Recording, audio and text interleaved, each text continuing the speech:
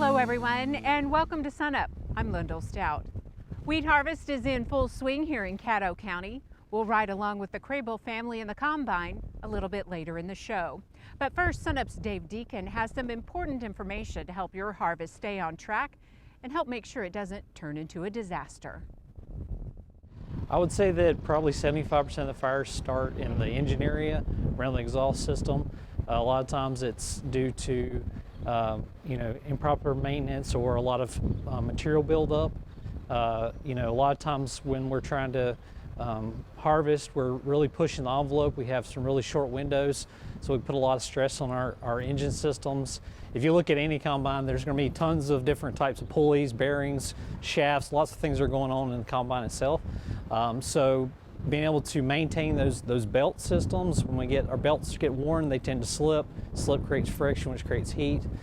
Bearings, when bearings aren't lubricated properly, and even if they are, over time they'll wear out, and eventually the seals will rupture, and we're going to have issues with dry bearings. Dry bearings means heat, and we can have bearings that get red hot, and that's going to cause issue with that. A good way to check for your bearings is to use a little infrared thermometer. It makes a really good way to kind of get the combine out of the shed, run it up for the season, let it run for a little bit, and then you can go through and check all the points for different temperatures very quickly.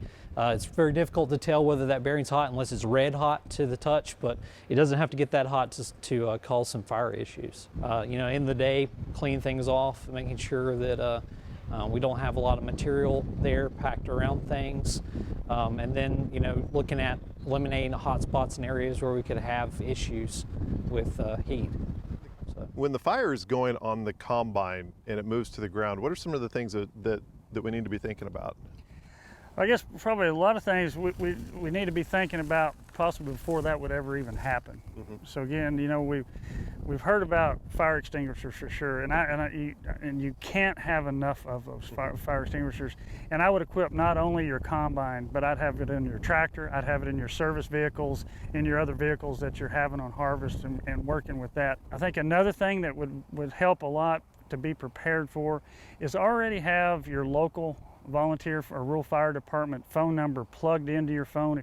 If the fire leaves, the piece of machinery gets on the ground, especially in wheat, it's going to burn quickly, it's going to burn with a high intensity, and it's going to burn rapidly. So it's going to move very quickly.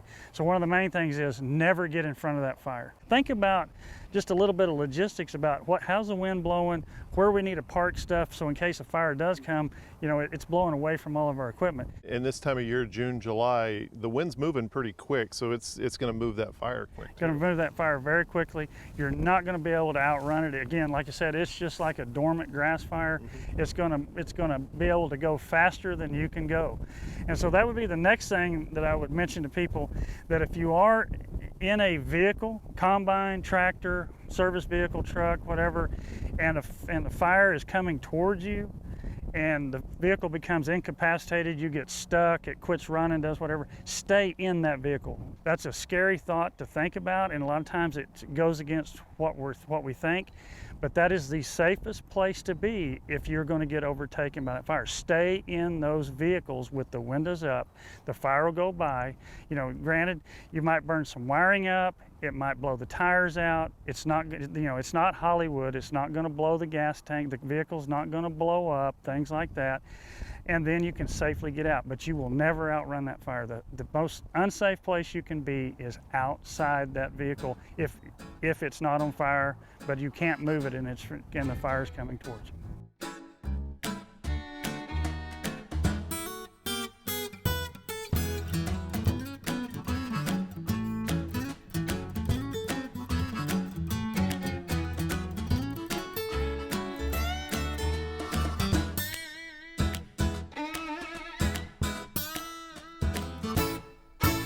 Cow-calf producers with fall calving herds will very soon, if not already, be weaning those fall-born calves.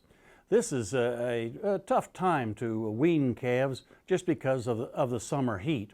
And that brings up a key point about getting ready to wean those fall-born calves, and that's to make sure that we have adequate water available for both the cows and the calves. Fence line weaning is a management tool that we've talked about for years, where we just separate the cows and the calves by a single fence so that they can see, hear, smell each other, and therefore we have less stress on the calves during the weaning process. But by doing fence line weaning summertime, it puts a lot of pressure on our water capabilities to provide water for both sides of that fence, water for both the cows and the calves. I think it's important that we understand how much water is going to be needed for these cows and calves during this weaning process. University of Georgia animal scientists recently put out a publication estimating the water needs of cows in the summertime, and they were using about 90 degrees as the high temperature. And they basically boiled this down to something that was pretty simple and therefore pretty useful, I think. They suggest that lactating beef cows need 2 gallons of water for every 100 pounds of body weight. And so if you've got 1,200 pound cows, that means that every day those cows are going to consume about 24 gallons of water. The calves, on the other hand, need about 1 gallon per 100 pounds of body weight. And so we're looking at someplace between 5 and 6, 7 gallons of water for each one of those calves each day.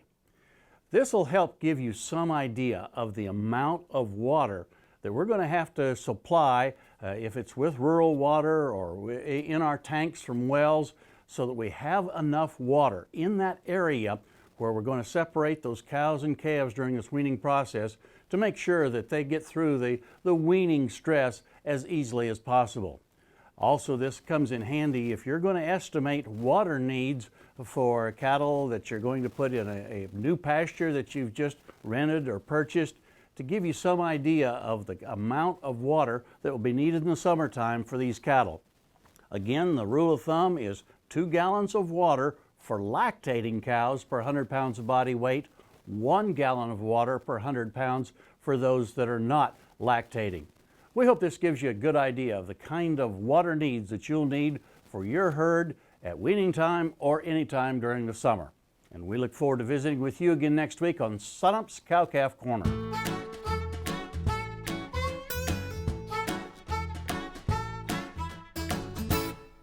Exports are playing an increasing role in the beef industry, and Daryl, kind of walk us through how they're actually playing a role in that.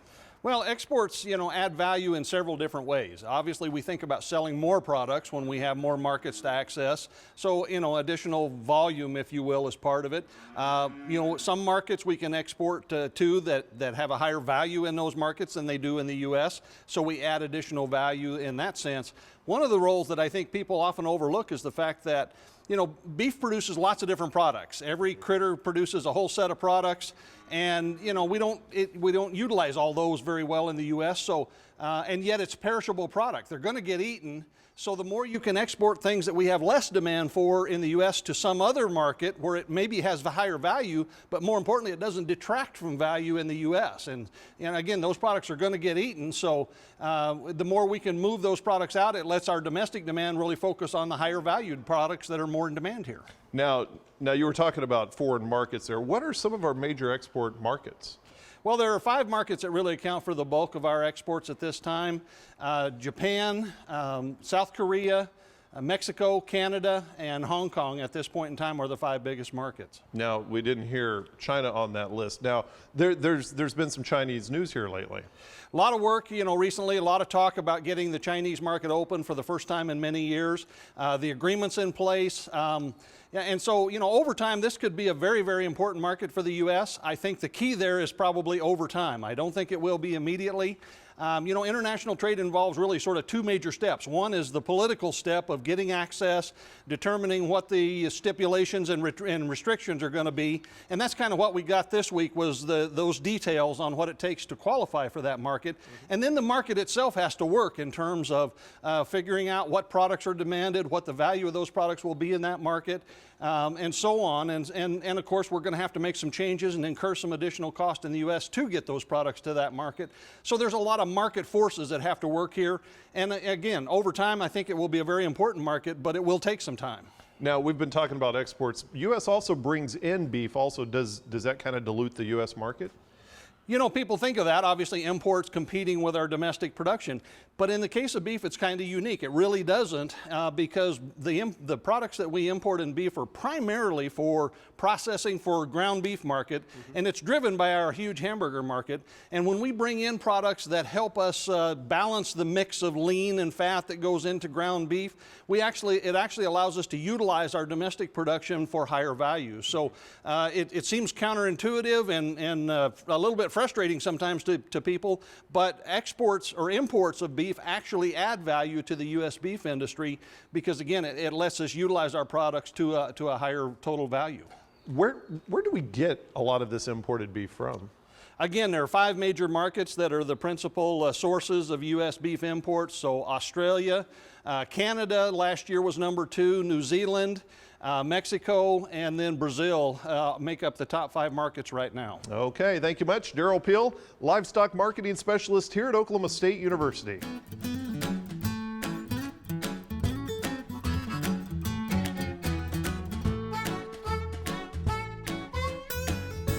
Summer's heat moved in from the west this week.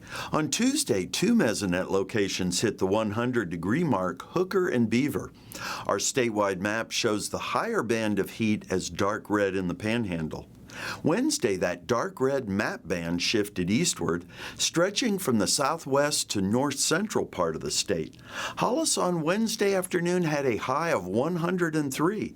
Nearby Altus had 100-degree high. With Mesonet weather sensors, we can go beyond air temperature to learn what the real heat risk is for people and animals. The wet bulb globe temperature is an index that combines air temperature, relative humidity, wind, and sunlight. Those 4 weather variables interact to push the risk of heat illness up or down at any given time of the day.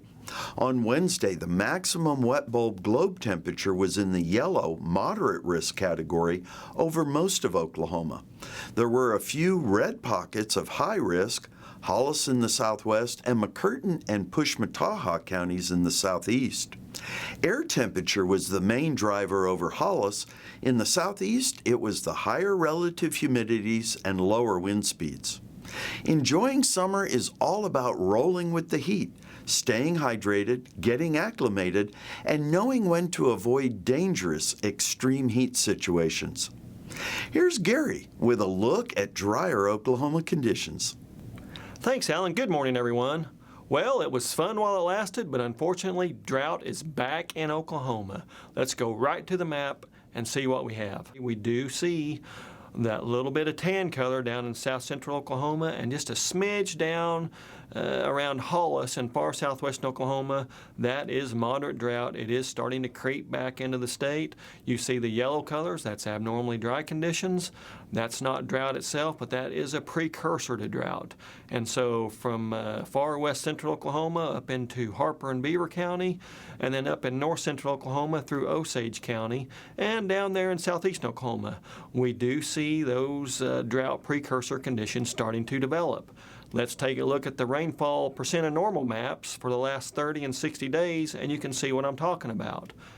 30 days, way too much red and orange on there. Sorry, Bedlam fans, those aren't good colors on rainfall maps. Some people did have good rainfalls, up to 200+% of normal from southwestern into southeastern Oklahoma. So this isn't just a 30-day thing. This is starting to last 2 months or longer, and so we do need the last bit of June to kick in before July gets here, because July is usually nasty in Oklahoma.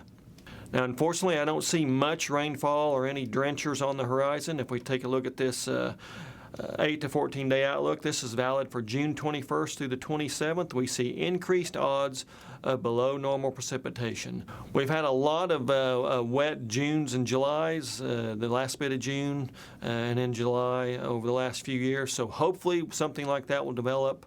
If not, it's brace yourselves, flash drought will be in our minds. That's it for this time. We'll see you next time on the Mesonet Weather Report.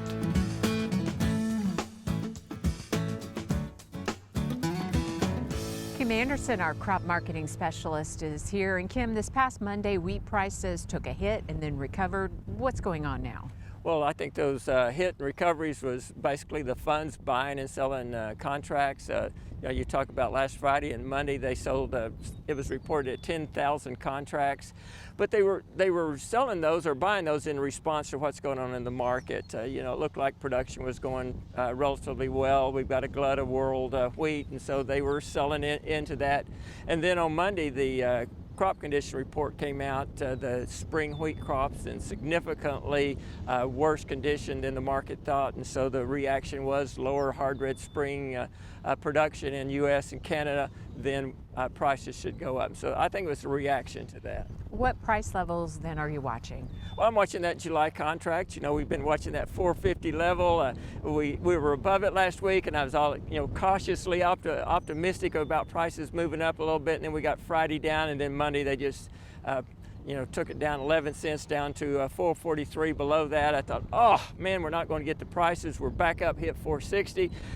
450, that's a critical level. We got to hold 450. I think our next level is at 470 to 475. I'll be glad if it goes over 470. I'll be really glad if it goes over 475, because if we can do that, we'll hit $5 on that July contract, and that'll be my 4.25 in Oklahoma for cash prices. With all of this happening, any changes in marketing strategies? No, I don't think so. I think just stagger it in the market. Don't get greedy. Just move it in a little bit at a time. Take advantage of these rallies.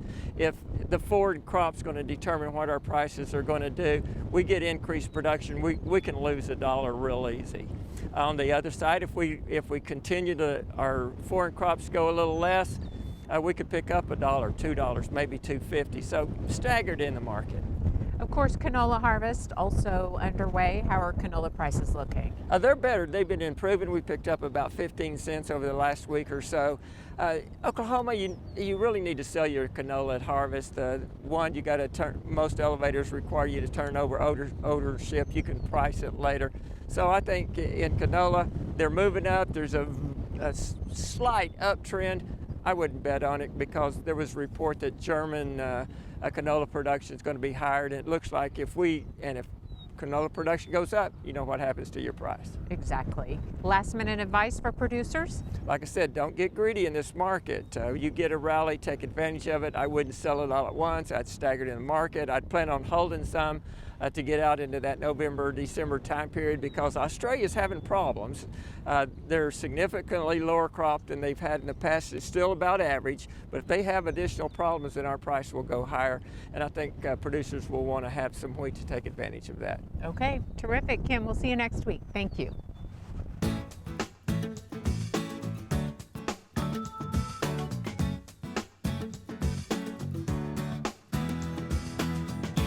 In Oklahoma, the optimum time to cut native grass for hay is the first part of July, before July 15th.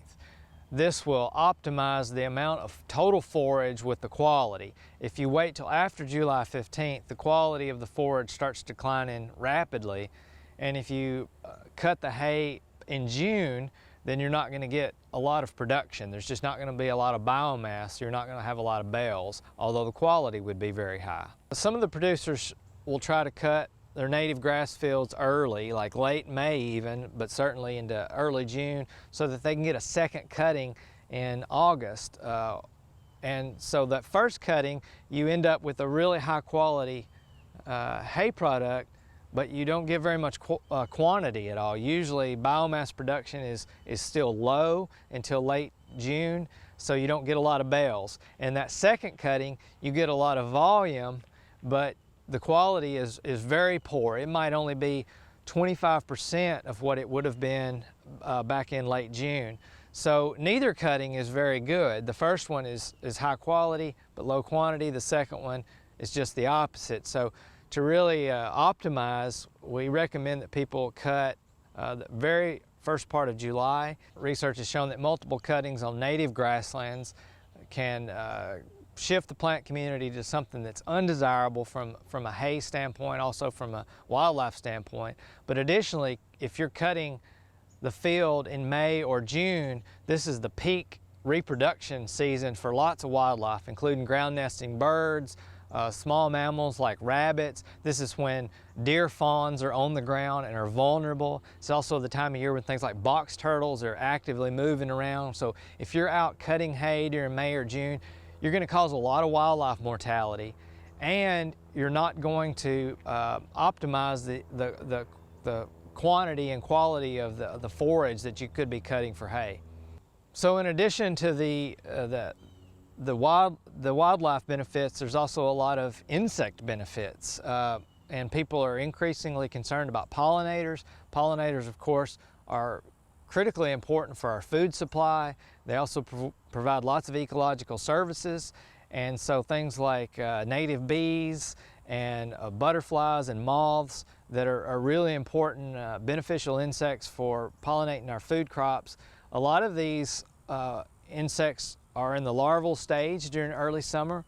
Also, for the insects that are already adults, they're feeding because they're actively using these fields for nectar sources. So there's just a lot of negatives that you need to think about when you're mowing during that peak blooming period of early summer.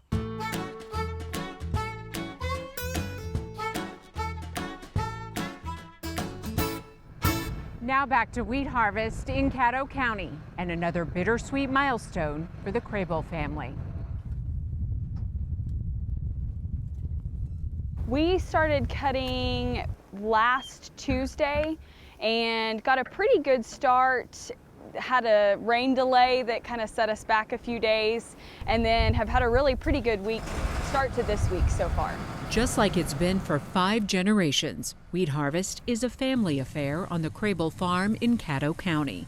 This year, however, the 5th generation is truly taking the lead. We are definitely missing people, so having an adjustment of not having our usual crew out in the field is a little bit different this year. We first rode with Brittany Krehbiel 4 years ago, at age 17, the summer before her senior year of high school. She and her grandfather Wayne managed harvest along with her mother Karen in the years following the death of her father Jeff. Brittany pledged to her family and to herself to make farming her career after college. Her story touched hearts and resonated with people around the world. Now the next chapter is well underway. Her beloved grandfather passed away in December at age 85. Brittany says he never really retired. Most farmers don't. He had a twinkle in his eye from early on because I think he knew how it was going to work out. He never tried to convince me, though. He never tried to force me to stay. He never tried to force me to come back. I think he just always knew that it was enough in my blood. He wasn't going to have to worry about that part. So it was tough for him to let go, but I think he also knew that the future was bright, and he was willing to do everything he could to make sure I had a good start. That farming skill passed down by her grandfather and her dad, and continued support from her mother, other employees, and Uncle Randy, a longtime Tulsa World reporter, means it all works at harvest time. Basically, I try not to set the field on fire, but they always find stuff for me to do. A sense of humor also helps, and a genuine sense of pride. I think it's like with your own kids. You want it to work out for them, but it's a big job. And I think people who have never done this sort of thing don't realize how big of a job it is. In the combine, we talk about wheat varieties, soil, classic country music, and as the header turns, the time that's available to just think and heal. Even this year I realized, I don't cry like I used to. I don't just stop. It doesn't take my breath away as much as it used to. There are still days it does, but it's not as much anymore, which is kind of bittersweet, I guess. Looking to the future helps too. She's now a senior at Oklahoma State University and will graduate in December. Spring wedding plans are also in the works. Logan Huckel is Brittany's fiance. He's studying toward a career in healthcare and helping with harvest. Mainly I've been getting everything fixed, really. Brittany said she's the farmer and I'm the fixer. So we got the old wheat truck running again, and that's basically what I've been doing, is driving the wheat truck. They'll settle here after the wedding. We've had wheat for over 100 years on these acres, and so to be Generation 5, it means I get to produce a Generation 6. I get to be here when we get to pass it on again. And so for me, it's just kind of protect what we have, but also get it to grow and get it to flourish so that when Generation 6 comes along, they have the opportunity to do exactly what I've done.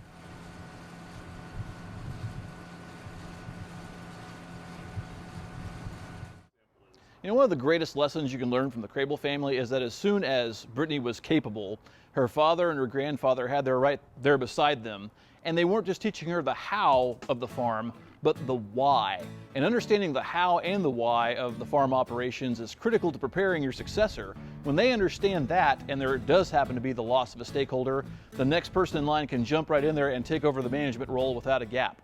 Plenty of farm transition resources are available at your county extension office or by checking out the links on the SUNUP website.